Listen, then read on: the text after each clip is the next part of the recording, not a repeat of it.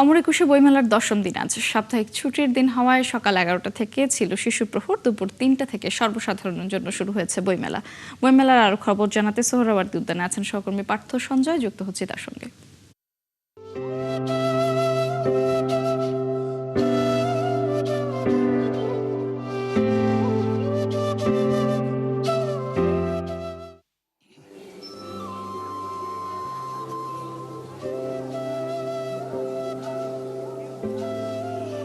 দর্শক, আপনাদের আমন্ত্রণ জানাচ্ছি অমর একুশে বইমেলার 71 টেলিভিশনের আয়োজন বইমেলা প্রতিদিনে। আপনাদের সঙ্গে আছে আমি পার্থ সঞ্জয়। আপনারা জানেন প্রতিদিন আমরা এই সময়ে জানিয়ে দিই মেলার সমস্ত আপডেট, বইয়ের খবর, পাঠকের খবর, লেখকের খবর, প্রকাশকের খবর সহ সব খবর। আজ 10তম দিনে পা রেখেছে বইমেলা এবং 10 দিনে মেলায় বই এসেছে 758টি। আজ 10ম দিনে মেলায় নতুন বই এসেছে 185টি। এই 10 দিনের মধ্যে বলা যায় দ্বিতীয় সর্বোচ্চ। গতকাল সর্বোচ্চ বই এসেছে 199টি। এবং ছুটির দিন যেহেতু পাঠকের সমাগম একটু বেড়েছে। গেল দিনও বেশ পাঠক ছিল, আজও মোটামুটি পাঠক আছে, যদিও সময় অনেকটুকু গড়িয়েছে। আমরা রয়েছি যে প্রান্তে, সেটি সোহরাওয়ার্দী প্রান্ত, এবং এখানে আজব প্রকাশ, পাশেই বাতিঘর এবং পাশেই শিশুদের কর্নার। আমরা আমাদের সঙ্গে একজন লেখক আছেন, অনেক বই দেখতে পাচ্ছি, সে বইয়ের ভিড়েই তার বইও আছে। তিনি সানারী দেবী শানু। সানারী দেবী শানু, আপনাকে অভিনন্দন।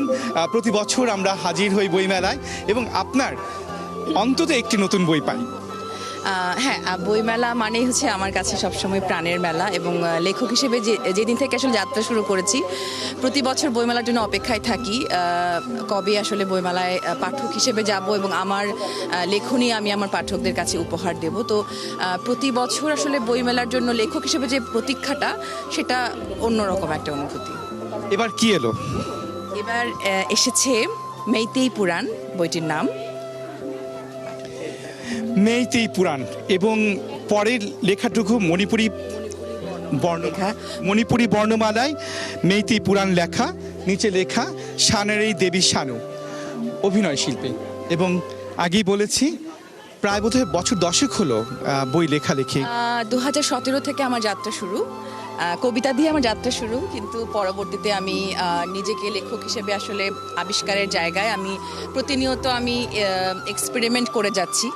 সত্যি কথা বলতে, যে আমি কবিতা দিয়ে যাত্রা শুরু করেছি, তার পরবর্তীতে আমি উপন্যাস লিখতে শুরু করেছি, শিশুতোষ গ্রন্থ লিখছি, তারপরে গত কয়েক বছর ধরে আমি আমার মণিপুরি মিথোলজি নিয়ে কাজ শুরু করেছি। শিশুদের গ্রন্থ দিয়ে যাত্রা ইক্রিমিক্রি থেকে বেরিয়েছিল পেবেত নামে, তারপরে অনন্যা থেকে বেরিয়েছিল সানারী ও তার জাদুর লেত্রেং নামে একটি বই, শিশুতোষ বই, কিন্তু সেখানে আমি আমার মণিপুরি কালচারটাকে আসলে রিপ্রেজেন্ট করার চেষ্টা করেছি এই প্রজন্মের কাছে, আগামী প্রজন্মের কাছে। তো তারই ধারাবাহিকতায় আমি আসলে মিথোলজি নিয়ে কাজ করার জায়গাটা আমি লেখক হিসেবে আমার কাছে মনে হয় যেটা, যে আমি নিজেও কিন্তু আমার নিজের শেকড়কে নতুন করে আবিষ্কার করছি। সেই আবিষ্কারের ধারাবাহিকতায় গত বছর আমি মণিপুরি লোকগাথার একটি গল্প নিয়ে ফিকশন লিখেছি, থ্রিলার ফিকশন। সেটা পাঠকদের কাছে বেশ সমাদৃত হয়েছে এবং ঢাকা ব্যাংক আনন্দ আলো পুরস্কারও পেয়েছি। বাঘ মানুষ বইটির নাম, আজব প্রকাশ থেকে প্রকাশিত হয়েছিল। এবার আমি যে উদ্যোগটা নিয়েছি সেটা হচ্ছে মণিপুরি মিথোলজির মূল গল্পটাকে আমি আসলে পাঠকদের, বাংলা ভাষাভাষী পাঠকদের জন্য নিয়ে এসেছি। আমার জানা মতে এখন পর্যন্ত মণিপুরি মিথোলজি নিয়ে খুব কম সংখ্যক বই আমি আসলে আমার চোখে পড়েনি এখন পর্যন্ত। মিথোলজি নিয়ে প্রচুর কাজ হচ্ছে, কিন্তু মণিপুরি মিথোলজি নিয়ে কাজ আসলে খুব কম হচ্ছে। তো সেই ভাবনা থেকেই আমি মণিপুরি মিথোলজির সৃষ্টি তত্ত্বের গল্পটা আমি উপস্থাপন করার চেষ্টা করেছি। মেইতেই পুরাণ, আমাদের মণিপুরীদের আদি ধর্ম আছে, আদি ধর্মগ্রন্থ ওয়াকলন পুয়া বলে সেটাকে। সেই ওয়াকলন পুয়াতে বর্ণিত যে গল্পগুলো, নানান গল্প এবং আদিম যে গল্পগুলো এবং লোকমুখে প্রচলিত সেই গল্পগুলোকে সেই গল্পগুলোকে সংকলন করার চেষ্টা করেছি আমার মতো করে। 10টি গল্প বোধহয় মানে আমি যদি বলি মিথ বলি বা পুরাণ বলি, সেই 10টি পুরাণকে আপনি আসলে ঠাঁই দিয়েছেন, এবং সেটি কেমন, ছোট ছোট উদাহরণ দেওয়া যায়? হ্যাঁ, খুবই দারুণ বলতে আমি নিজে আসলে এই গল্পগুলো ছোটবেলায় দাদা দাদি এবং আমার বাবার কাছে আমি গল্প শুনে এসেছি, কিন্তু সেই মিথগুলোর মধ্যে যে আমাদের অস্তিত্বের গল্পটা লুকিয়ে আছে সেটাকে আমি এখন আবিষ্কার করছি। আমি বিখ্যাত একজন মিথতাত্ত্বিক জোসেফ ক্যাম্পবেলের একটা উক্তি আমি আসলে বলতে চাই এখানে। আমার কাছে মনে হচ্ছে এটা খুবই অ্যাপ্রোপ্রিয়েট। মিথ হচ্ছে আত্ম অস্তিত্বের আয়না, এবং প্রতিটা মিথের মধ্যে মানুষ তার নিজের অস্তিত্বকে খুঁজে পায়, নিজের ভাবনাটাকে খুঁজে পায়। তো আমার কাছে মনে হচ্ছে যে আমি আমার মণিপুরি মিথের মধ্যে আমি নতুন করে নিজেকে খুঁজে পাচ্ছি, এবং এখানে মিথের গল্পে কিন্তু সৃষ্টি তত্ত্বের যে গল্পটা, শুরুতে শূন্যতা ছিল, তারপর সেখান থেকে সৃষ্টিকর্তা কীভাবে মানুষ সৃষ্টি করলেন, মানুষ সৃষ্টি করার বিভিন্ন গল্পটা খুবই ইন্টারেস্টিং, এবং তার 2 সন্তান সেনামাহি এবং পাখাংবাকে কীভাবে পৃথিবীর দায়িত্ব অর্পণ করলেন, এরকম অনেক গল্প আছে। কিন্তু শানু, আমি যতটুকু জানি আপনি সবসময় আপনার মণিপুরি ভাষা, মণিপুরি সাহিত্যকে নানাভাবে পৃষ্ঠপোষকতা করেছেন লেখার মধ্য দিয়ে। আবার এটাও জানি আপনার বাবা আপনাদের এই মণিপুরি সাহিত্যের অন্যতম নামকরা কবি। হ্যাঁ, বাবার